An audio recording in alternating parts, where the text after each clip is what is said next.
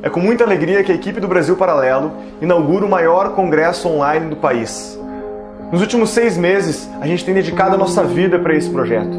E de fato a gente não tinha noção da proporção que isso ia tomar. São milhares e milhares de pessoas ao redor do Brasil e fora do Brasil que se inscreveram para esse congresso. Isso só nos mostra o quão importante é esse conteúdo na vida das pessoas. Se você chegou até aqui, talvez também já esteja cansado de ouvir apenas uma versão da história, de ficar à mercê das informações tendenciosas da mídia tradicional. O ponto é que não dá mais para continuar do jeito que a gente está. E é por isso que o Brasil Paralelo se propõe a trazer uma outra versão da história e com a qualidade que ela merece. Após muita dedicação, várias noites viradas, viagens exaustivas, colocamos dinheiro do nosso próprio bolso, assumimos o risco. Finalmente chegou o dia de você conferir o primeiro episódio dessa série de 5 capítulos. Os episódios estão fantásticos e você vai poder assistir gratuitamente logo em seguida. Acontece que esses episódios são só uma parte. Para montarmos esses capítulos, nós gravamos mais de 120 horas de conteúdos exclusivos.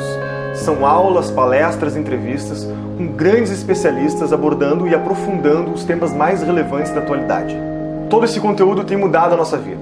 Por isso montamos um pacote premium que te dará acesso a todo esse acervo de conteúdo de forma organizada. É um patrimônio histórico, um marco no pensamento brasileiro. E é dessa forma que vamos dar continuidade nesse projeto de ser uma mídia independente.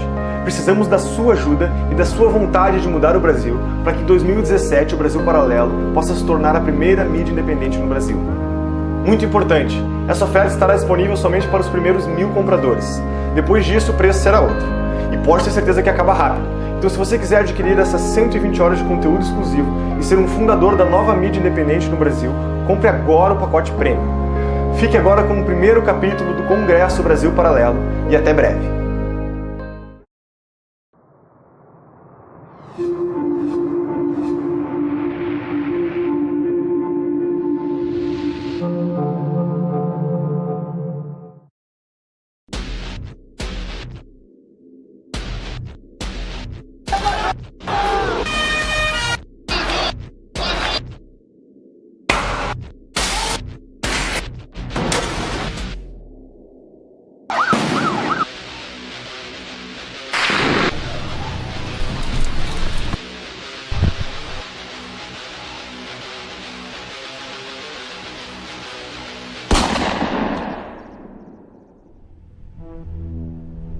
R$ 13,64% dos homicídios no mundo acontecem aqui no Brasil. No ano em que recebemos as Olimpíadas, levantamos a medalha de ouro em número de homicídios, 59.627. Se considerarmos a estimativa de homicídios não contabilizados, estamos superando a guerra da Síria em número de mortos por ano. O número de assaltos é o dobro da média mundial. De cada 100 crimes cometidos no país, menos de 8 são solucionados. Acontecem 60 mil assassinatos por ano e 55 mil ficam sem solução. Mesmo que apenas 5% dos criminosos sejam presos, temos a 4ª maior população carcerária do mundo, o dobro da população total da Islândia. Como chegamos até aqui? O que nos fez chegar tão longe?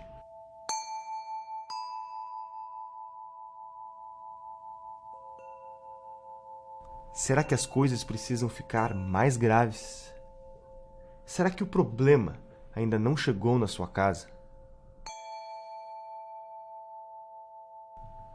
O que estamos fazendo de errado?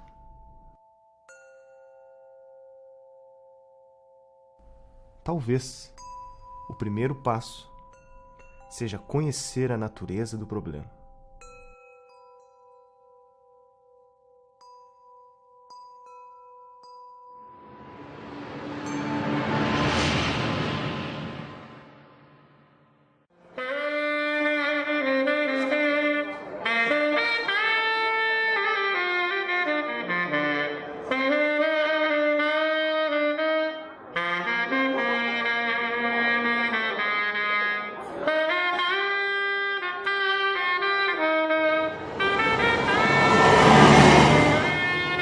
E nós pagamos um alto preço pela nossa missão.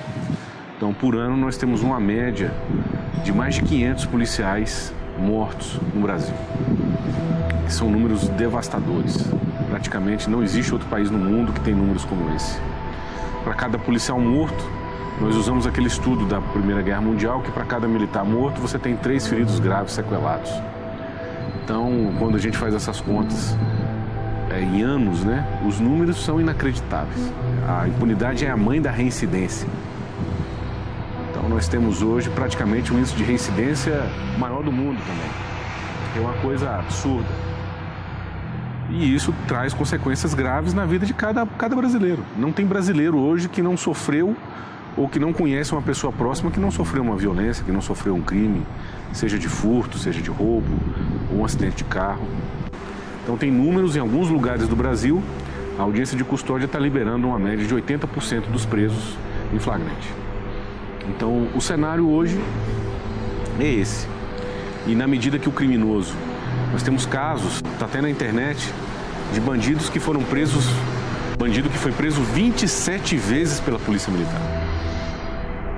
E o que acontece? Quando você prende um criminoso e ele não cumpre a pena, e ele tem essa sensação de impunidade, imediatamente ele vai partir para a reincidência do crime, só que tem um fator complicante nisso. Ele vai ficando, cada vez que ele é solto, mais violento e mais audaz. Em 2015, a arrecadação de impostos no Brasil foi de 1.982 bilhões de reais. Para onde foi esse dinheiro? 53,9% da arrecadação do Brasil vem das pessoas mais pobres, das pessoas que ganham até 2 salários mínimos. Então, a maioria da arrecadação do Estado vem dos mais pobres.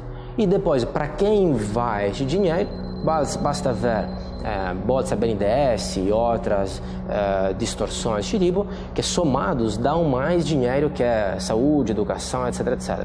Então, na verdade, os ricos estão sendo financiados pelos pobres. Então você tem saneamento, transporte, educação, saúde, segurança, tudo que for público nisso, você está dentro disso, você está ferrado. Entendeu? Então você tem uma estrutura de um Estado que arrecada brutalmente e não devolve nada, ou seja, quem quiser ter disso tem que comprar de novo. Você tem que comprar a segurança da sua rua, você tem que comprar o transporte privado, a saúde privada, porque você não tem outra alternativa. O Estado não lhe dá nenhum refresco e quem não pode comprar vai ficar morando ali na África para todo sempre. Então você sempre precisa de escravos para sustentar essa casta que sempre existiu. A dinâmica política, a dinâmica de ideias e essa lógica de arrecadatória do governo, a lógica de defender interesses organizados na sociedade, essa lógica que é um pouco reflexo da democracia de voto que a gente tem no Brasil, essa lógica massacra o pequeno. Como o governo brasileiro chegou ao ponto de ter a maior carga tributária do mundo, contando os impostos diretos e indiretos? É simples de explicar. Todo brasileiro trabalha 6 meses por ano para pagar somente o imposto de renda, contribuições previdenciárias, sindicais, PIS, COFINS, ICMS, IPI, ISS, IPTU e IPVA. E isso é só uma parte, porque tudo que você consome tem um preço maior do que deveria. Porque quem te vende um produto ou serviço também tem que pagar uma série de impostos que são repassados para você. São os famosos impostos escondidos. One of the great debates of our time is about how much of your money should be spent by the state and how much you should keep to spend on your family. Let us never forget this fundamental truth. The state has no source of money other than the money people earn themselves. If the state wishes to spend more, it can do so only by borrowing your savings or by taxing you more. And it's no good thinking that someone else will pay. That someone else is you.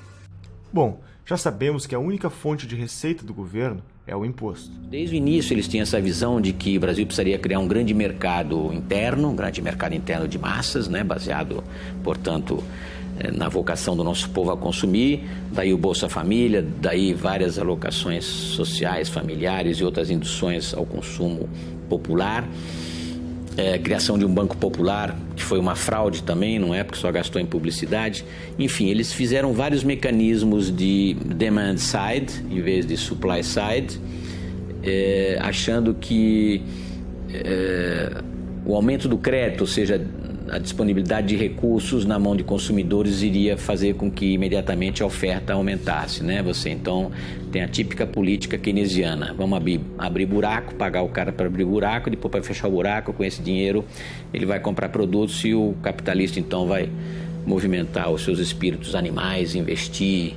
E é uma equação que não funciona. Aliás, o multiplicador keynesiano é uma fraude em si, é uma fraude econômica. O keynesianismo nada mais é do que uma política anticíclica adaptada para período de crise, para tirar o país do ciclo depressivo e levantar. Então, aquilo é necessariamente temporário e emergencial.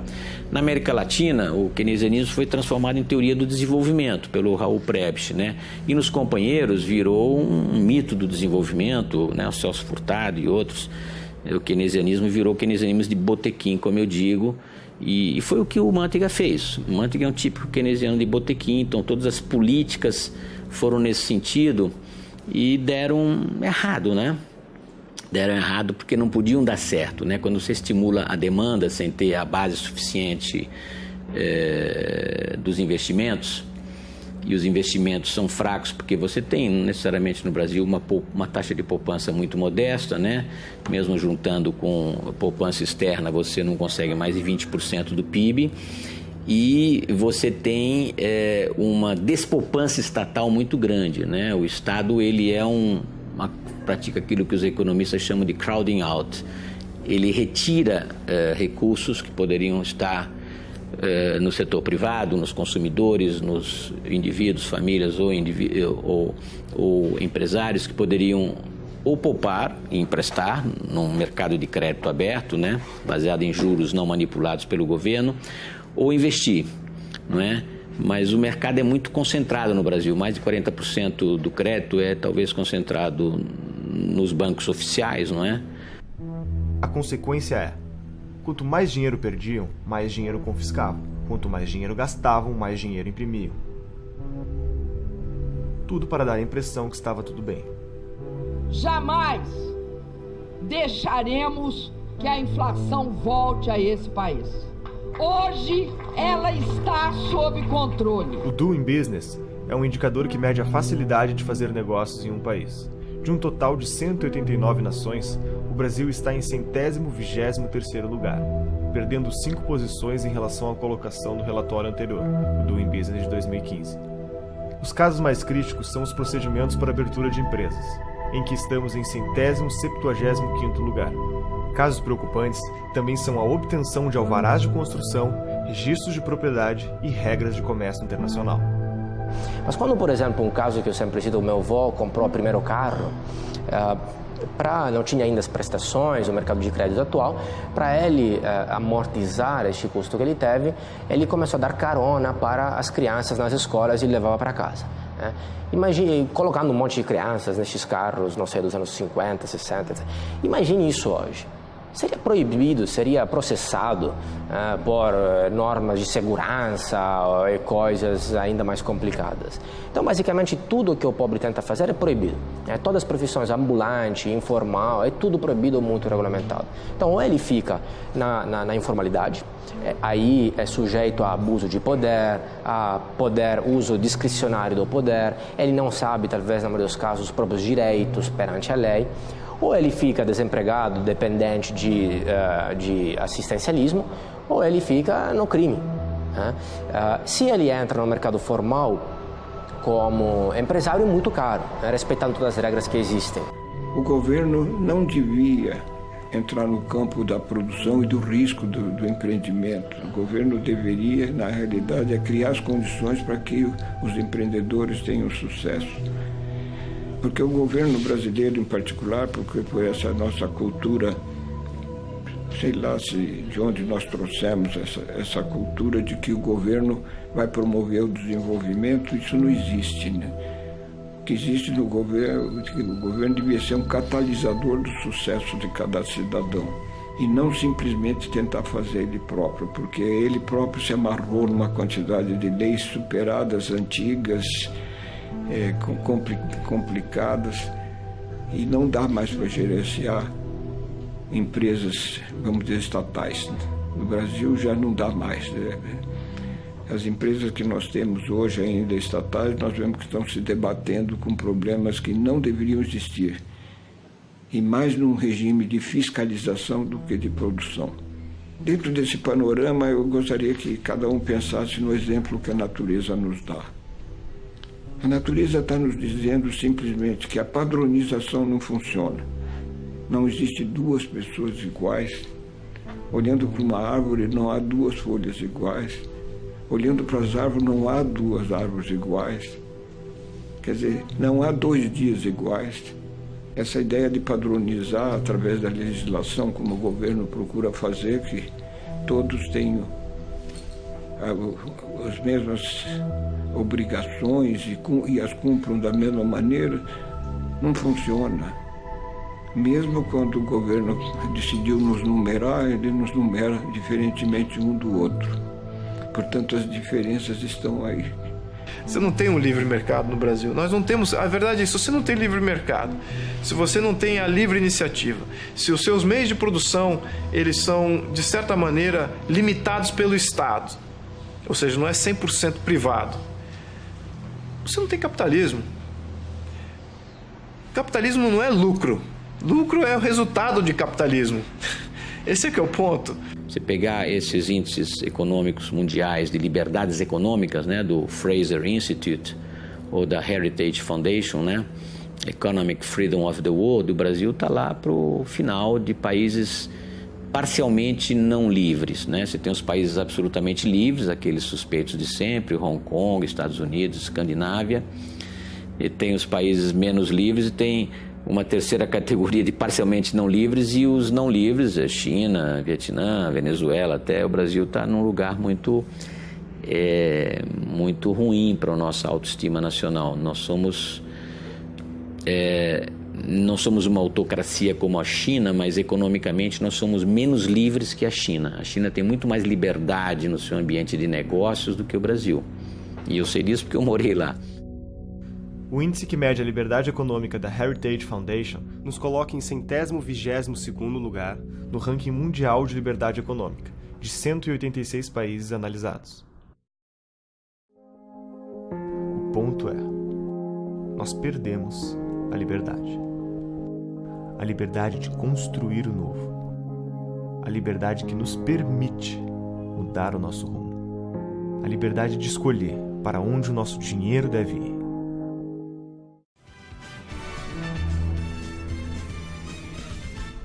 A economia brasileira teve uma queda de 3,8% no ano passado. É a maior recessão em 25 anos. Alta de quase 2% e fechou o dia cotado a R$ 4,05. E o que todos esses números traduzem é a realidade de milhões. Só este ano a moeda americana subiu mais de 52%. A taxa de desemprego no Brasil bateu um novo recorde. Muita gente nem seguro-desemprego tem mais. Uma decisão do presidente da Câmara, Eduardo Cunha, mexeu com o cenário político. Todo esse cenário não permite ser um território fértil para a produtividade. De acordo com a pesquisa da The Conference Board, precisamos de 4 brasileiros para equivaler à produtividade de 1 americano. Ou seja, demoramos 4 vezes mais para concluir um trabalho. Por que tanta ineficiência? Além de demorarmos 4 vezes mais para realizarmos a nossa produção, encontramos barreiras quase que intransponíveis na hora de fabricar nossa tecnologia. Além da baixa liberdade econômica e da mão de obra desqualificada, a ciência no Brasil é prejudicada pelo excesso de burocracia, pela alta carga tributária e pela baixa qualidade da base educacional. 99% dos cientistas precisam importar materiais para suas pesquisas. Deles, 76% já perderam suas encomendas devido à demora de retenção na alfândega. Os impostos também são outra barreira na importação. O valor final do produto pode alcançar até 3 vezes mais do que é pago por cientistas nos Estados Unidos e Europa. Nunca conquistamos um prêmio Nobel. 8, 7, 6, 4, 3, Existem 2 programas na Singularity. Existe o programa profissional, que é de 1 semana, que é para executivos e gente que paga. E existem os programas de 10 semanas, que são abertos para qualquer pessoa no planeta. Então, em 10 semanas, você vai lá, não conhece ninguém, você chega lá, e aí você tem que criar um negócio. A Made in Space foi criado em 10 semanas num desses que eles chamam de ESP, tá? Nesse programa. Essa empresa Made in Space agora está fabricando, vai começar a fabricar no espaço fibra ótica. As fibras óticas que vão ser construídas, feitas no espaço, elas vão ter um desempenho de 100 a 1000 vezes maior do que as melhores fibras óticas construídas hoje na Terra. Então se imagina se você traz essa fibra para cá e começa a utilizar essa fibra para transporte de dados, para cálculos matemáticos, quão mais rápido nós produziremos coisas na Terra. Isso a gente via nos filmes, tá? Isso está acontecendo. Mas isso só está acontecendo porque existe uma liberdade fantástica para a construção disso. E aí eu me dei conta de que eu teria que pegar uma cápsula do tempo, que na verdade é um avião da United, e retornar para cá. Porque agora, se você... é possível viajar no tempo? Sim. Pega um avião e vai para São Francisco.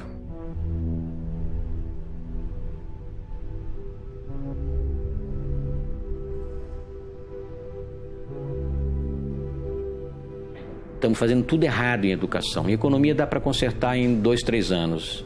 Em educação, se você fizer as coisas certas, os resultados vão vir só daqui a 15 anos. O nosso país tem como slogan a pátria educadora. Nos relatórios do Estudo PISA, os alunos brasileiros ficam apenas no 58º lugar em matemática entre os 65 países e territórios analisados. Apenas 0,8% dos alunos brasileiros atingem os níveis 5 e 6 nas disciplinas, que exigem análises complexas. Em Xangai, na China, primeiro do ranking em matemática, mais da metade dos estudantes integram os níveis 5 e 6 de alta performance.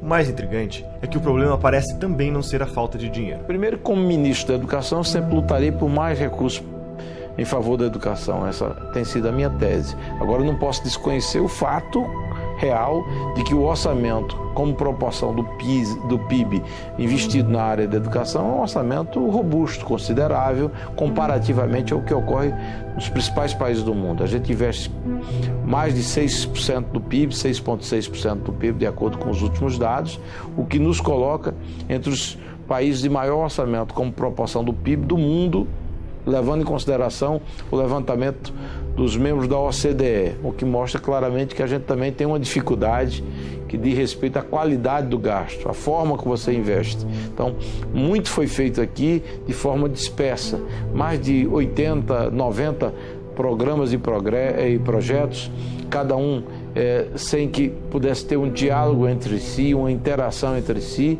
colocando um grau de ineficiência muito forte e de desperdício de dinheiro público que salta aos olhos e que necessita realmente uma correção de rumo. Países como Suíça, Estados Unidos e Coreia do Sul investem proporcionalmente menos do que o Brasil e têm um retorno significativamente maior. Entretanto, há uma tese que afirma que o problema é a desigualdade de renda. Mas podemos ver o desempenho dos mais ricos versus os mais pobres e compará-los com outros países. Notamos que os alunos mais ricos do Brasil têm uma performance abaixo dos alunos considerados pobres de países desenvolvidos. A educação brasileira hoje está na UTI. O IDEB para o ensino médio desde 2011 não é atingido, a meta fixada, e os anos finais do fundamental também não, o que mostra que falta qualidade. A gente tem um passo muito largo e importante em termos de universalização, de acesso, principalmente no fundamental, mas nós vivemos e convivemos ainda com a realidade muito difícil, afetando diretamente a vida dos jovens e das crianças do Brasil.